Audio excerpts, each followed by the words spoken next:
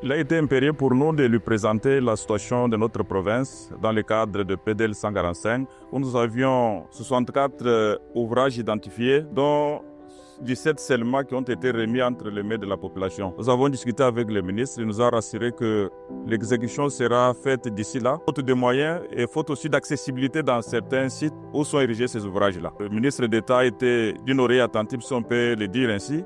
Et nous a promis que d'ici là, la deuxième phase aussi va commencer. Cette deuxième phase, c'est celle qui concerne aussi les routes à désert agricole. Voilà un peu en quelques mots ce que nous avions parlé avec le ministre. Nous lui avons présenté les tableaux. On appelle les tableaux de toute la province qui comprend 5 territoires et 2 villes et les niveaux d'exécution de chaque territoire. Il a pris bonne note et nous pensons que prochainement, s'il faut commencer, ça sera par l'Omami. C'est une province totalement enclavée comme on ne cesse de le dire.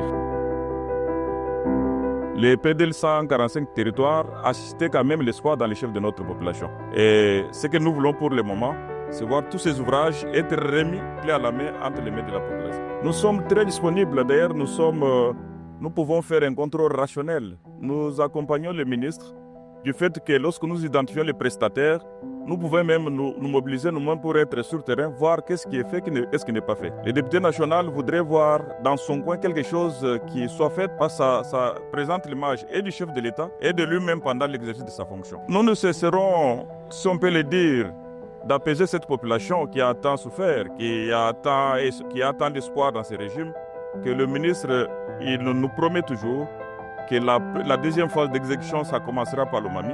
Et la suite des ouvrages qui ne sont pas encore livrés, ça va être exécuté.